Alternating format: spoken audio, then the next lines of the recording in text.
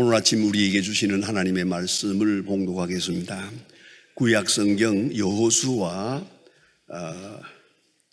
7장 19절로부터 26절 말씀을 봉독하겠습니다. 구약 성경 329면입니다. 329면 여호수아 7장 19절부터 봉독하겠습니다. 이 하나님의 말씀을 봉독할 때에 성령의 역사로 하나님의 음성을 친히 들으실 수 있기를 바랍니다. 그러므로 여호수아가 아간에게 이르되 내 아들아 청하노니 이스라엘의 하나님 여호와께 영광을 돌려 그 앞에 자복하고 네가 행한 일을 내게 알게 하라.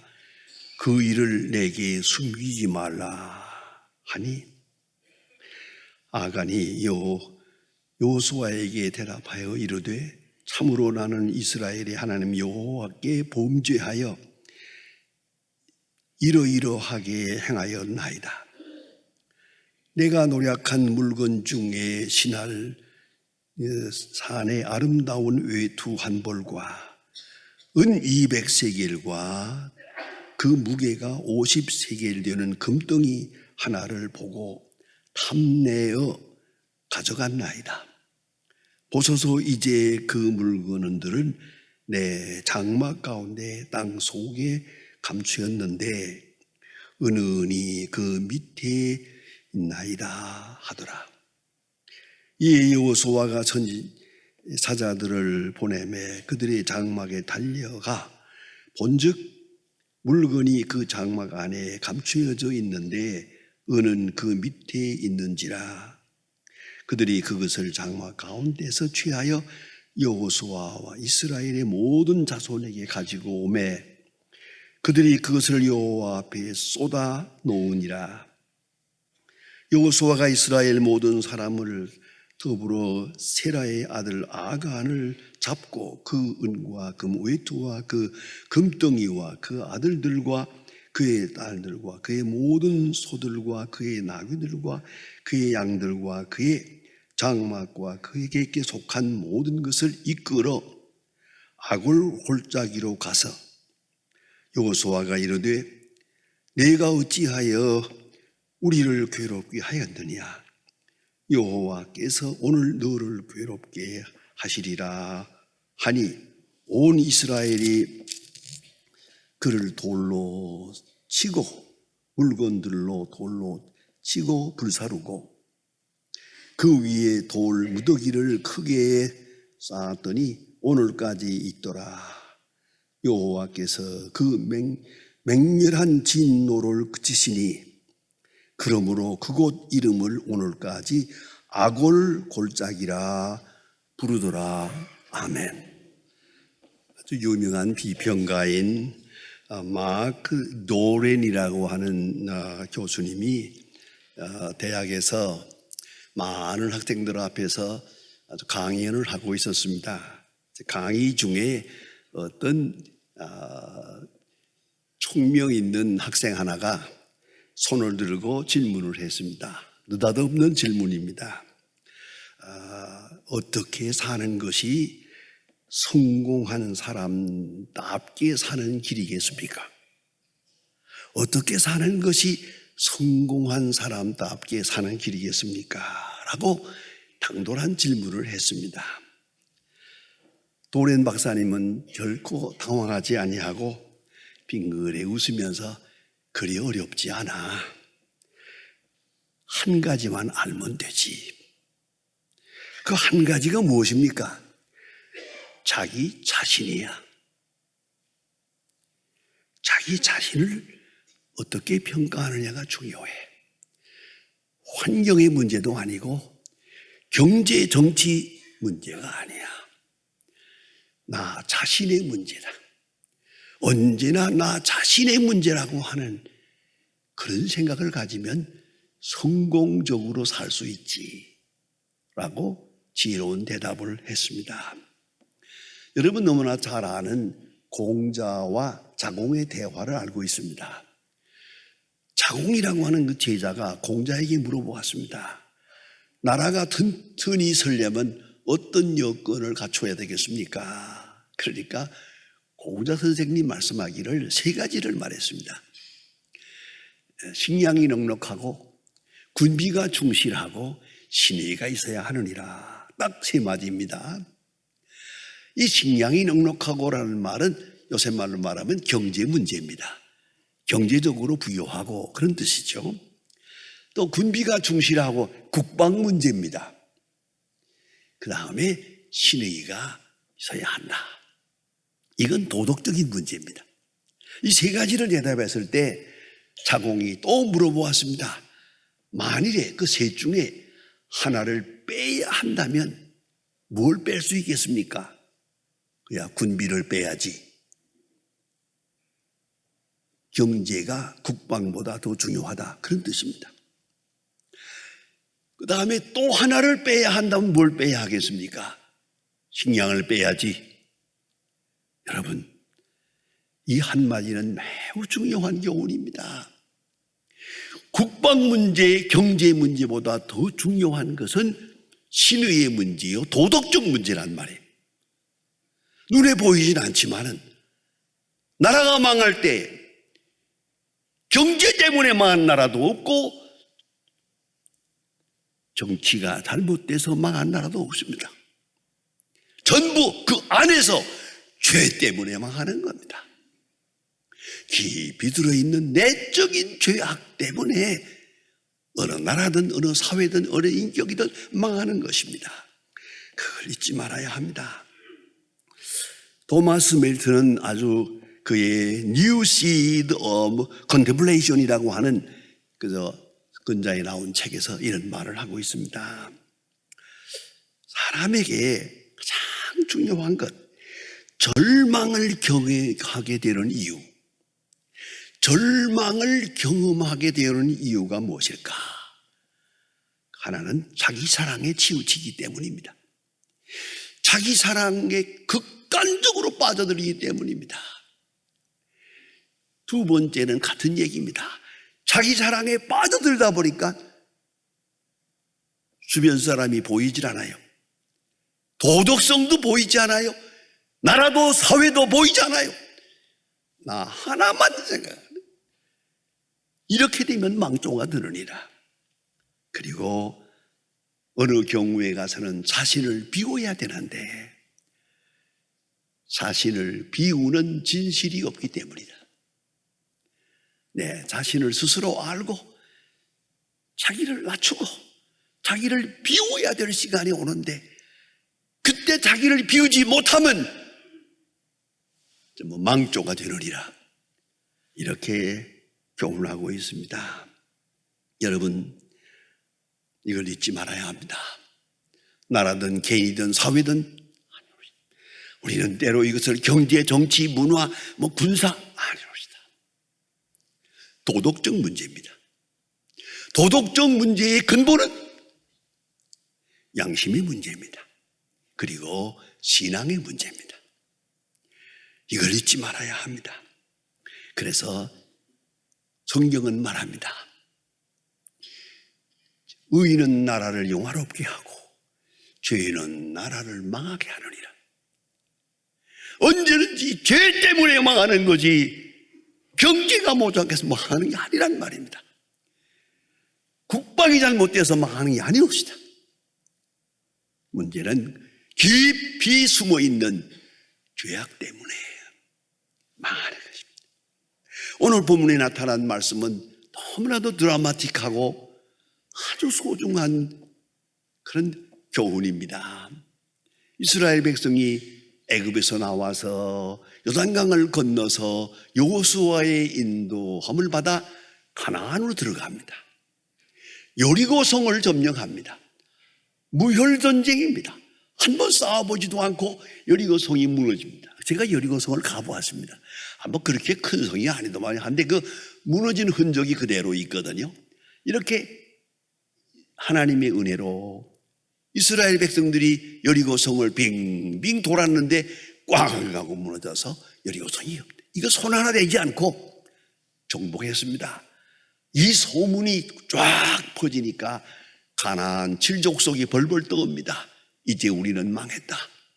여호와 하나님이 함께 하시는 저 여호수아가 인도하는 군대가 이 땅에 쳐들어와서 우리를 점령하게 되니까 이제는 우리는 다 죽었다라고 벌벌 떨고 있는 바로 그때입니다. 이스라엘 백성은 지금 승리에 도취되고 영광의 지금 환희 속에 있는 바로 그 순간, 바로 그 옆에 있는 아이성이라고 하는 작은 성이 있어요. 그걸 또 점령하러 가야 하는데 성경에 분명히 여호수아 7장 3절에서 말합니다. 그 성은 작은 성입니다. 그 조그마한 성 몇 사람 되지도 않는 거니까 너무 많은 군사를 보내지 마시고, 그래서 2-3천 명만 보내시지요. 그래도 넉넉히 가서 점령하고 올 겁니다 하고 보냈어요. 웬걸이요? 완전히 패전을 했습니다. 다 도망을 해왔고요. 36명이 죽었습니다. 이런 일을 당할 때 여호수아는 큰일이 났습니다.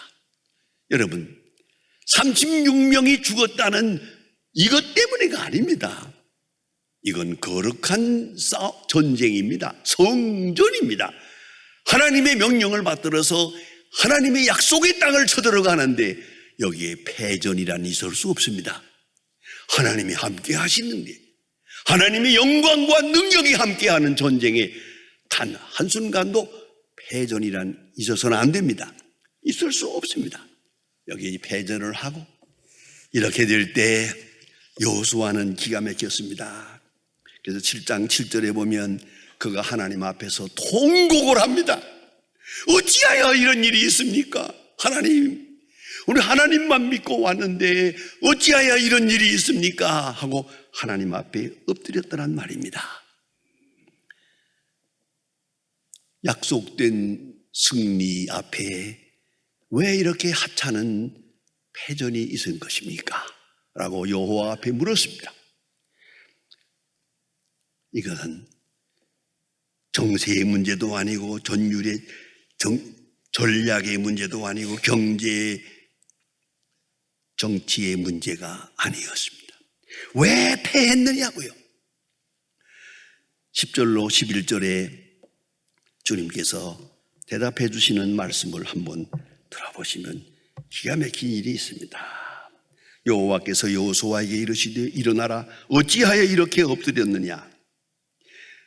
이스라엘이 범죄하여 내가 그들에게 명령한 나의 언약을 어겼으며 또한 그들이 온전히 바친 물건을 가지고 도둑질하며 속이고 그것을 그들의 물건의 가운데 두었음이니라.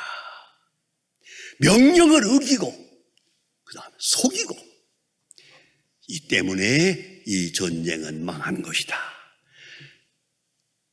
패전의 원인이 밖에 있는 게 아니고 안에 있는 것이다. 그것입니다. 굉장한 사건처럼 보이지만 아니요, 숨겨진 죄악 때문이다. 이렇게 하나님께서 심판하십니다. 패전의 원인은 외적인 것이 아니고 내적인 것이다. 그런 거로 성경은 다시 말합니다. 13절에서 말합니다. 스스로 성결케 하고 내일을 기다리라. 해결의 길은 전략을 갖는 데 있는 게 아니고 문제는 스스로 성결케 하고 하나님 앞에 스스로 성결케 하고 내일을 기다리라. 이렇게 하나님은 말씀하십니다. 여기에서 숨겨진 악이 무엇입니까? 아간이라는 사람이 여리고성 전쟁에 들어갈 때 거기서 실수를 합니다. 전부 진멸을 하고 그 모든 것을 탐내지 말라고 했는데 아간이라는 한 사람이 군사로 여리고성에 쳐들어가면서 여기서 탐심을 가졌습니다. 전쟁하는 사람이 탐심이 있으면 안 되죠. 거룩한 역사를 이루는 사람의 마음속에 탐심이 있어서는 안 됩니다. 성경은 아주 드라마틱하게 말합니다. 외투 한 벌과 은 200세겔과 금덩어리 50세겔을 보고 그랬습니다. 보고 탐내어. 요 본다는 게 문제입니다. 보고 탐내어. 여러분, 이걸 보는 순간 아무것도 보이지 않아. 보고 탐내거든. 아주 재미있는 얘기가 있습니다. 중국 사람들에게. 옛날에 뭐 시장이라는 것이 이 마당에다 이렇게 쭉 버려놓고 물건을 팔지 않습니까? 그런데 어떤 사람이 거기서 앉아가지고 비녀, 이 은으로 만든 비녀를 이렇게 쭉 놓고 파는데 어떤 사람이 앉아서 거기서 그걸 물건을 살라고 이렇게 보는데 그 많은 사람들이 지켜보는데 글쎄 그걸 하나 가지고 도망을 가는 거예요. 그래가 따라가서 붙들었죠. 이놈아, 많은 사람들이 보는 데서 그걸 어떻게 가지고 가면 그게 되겠냐 그러니까 대답이 뭔지 아십니까? 내가 그 비녀를 보는 동안 아무것도 보이지 않았거든요. 그거 하나만 보는 동안 주변에 누가 있는지 누가 보는지 전혀 생각이 없더라 이 말이에요. 아간이 이 전쟁통에 전쟁하면서 여기서 외투를 보고 그 은을 보고 금을 보는 순간 번쩍하는 순간에 그만 정신이 백가닥해서요. 아무것도 보이는 게 없어요. 말씀도 들리지 않아요. 욕심의 눈이 어두워서 아무것도 생각나는 거죠. 그저 저것만 가지면 되겠다. 저것만 내 것을 만들면 되겠다.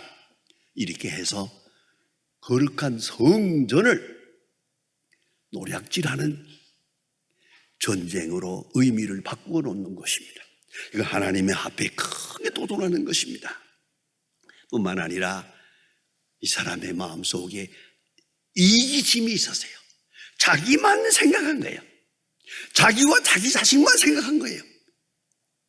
오늘 성경의 마지막에서 보죠. 자기와 그 가족들 몽땅 돌로 쳐 죽입니다. 그런 형벌을 받습니다. 왜?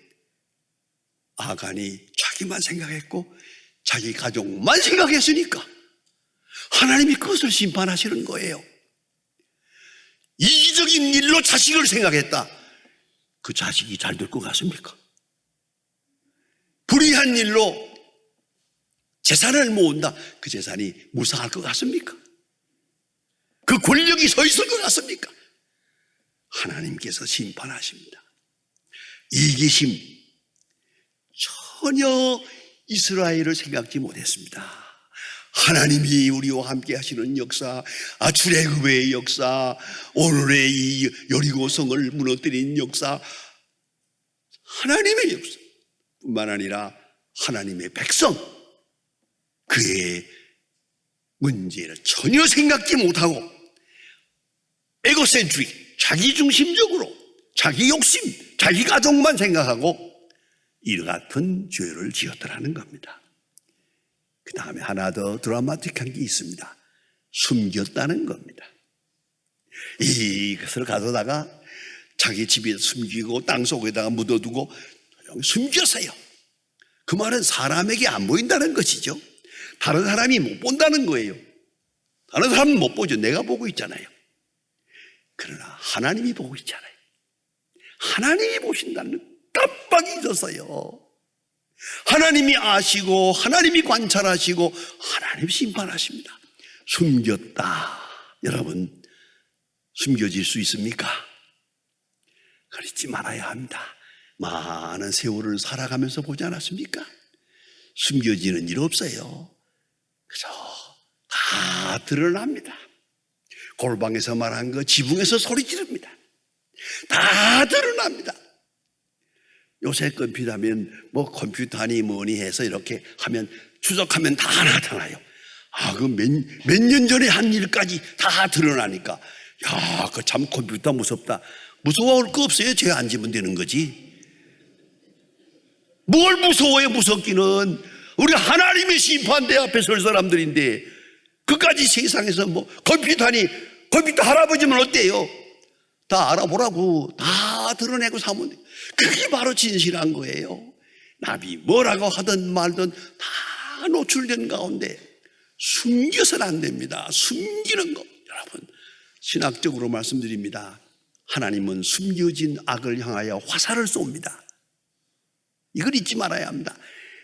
그 악이 시원치 않은 것 같아도 숨겨질 때 하나님은 참지 않습니다. 화살을 쏘아서 그걸 그냥 클로즈 없이 해서 만방에 드러내게 만듭니다. 그게 하나님의 취미예요. 그런 줄 아세요?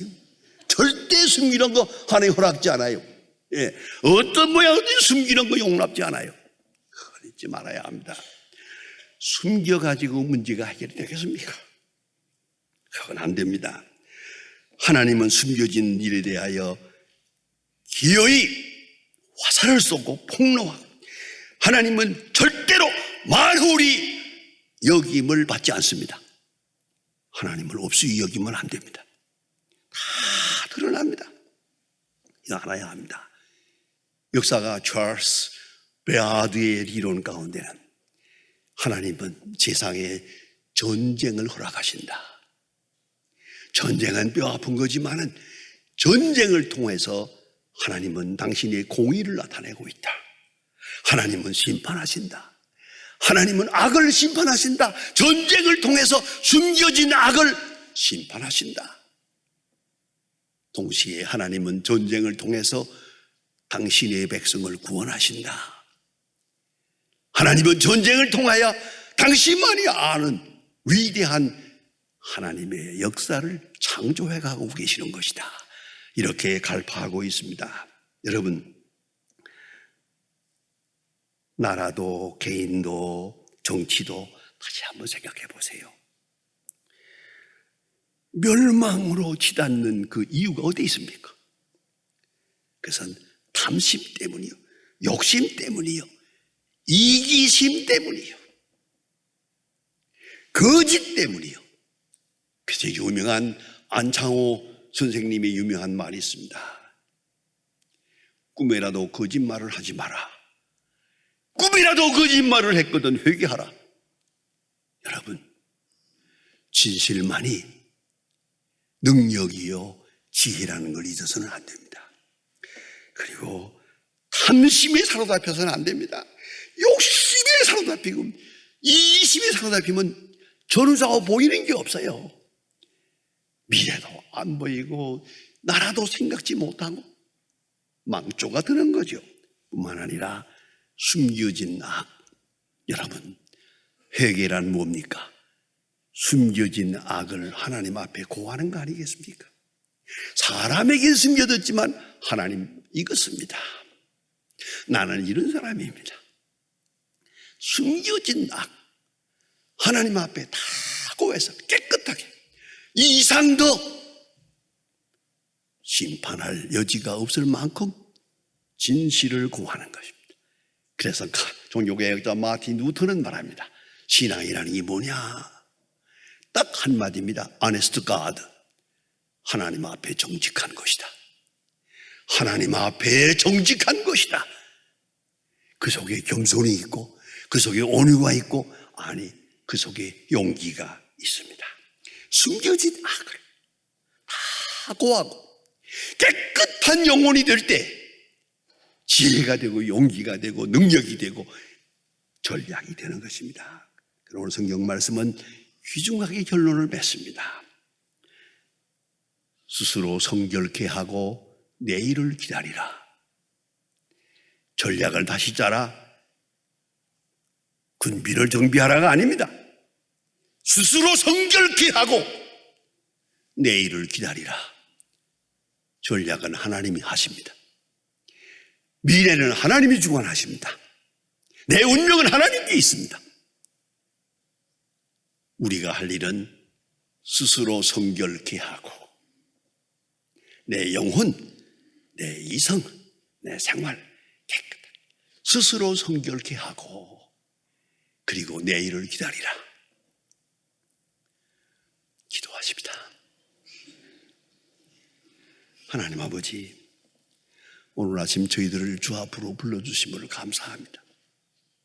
그간에 많은 하나님 앞에 불의함이 있어서도 너그러이 용서해 주시고 기다려 주시고 긍휼히 여겨 주시는 중에 오늘까지 인도해 주심을 감사합니다. 주여, 모든 문제의 근본이 하나님과 나 사이에 있고 깊은 악, 숨겨진 악 그 속에 있음을 깊이 깨닫게 하시고, 주여, 세상으로 성공을 하든 못하든 큰 역사를 이루든 못하든 하나님 앞에 성실하고 하나님 앞에 정직하고 순결한 하나님의 사람들로 다시 출발하게 하여 주시옵소서. 스스로 성결케 하고 내일을 기다리는 하나님의 사람들 되게 하옵소서.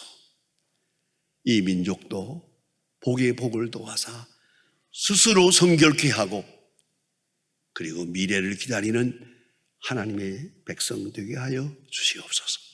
예수님의 이름으로 기도합니다. 아멘.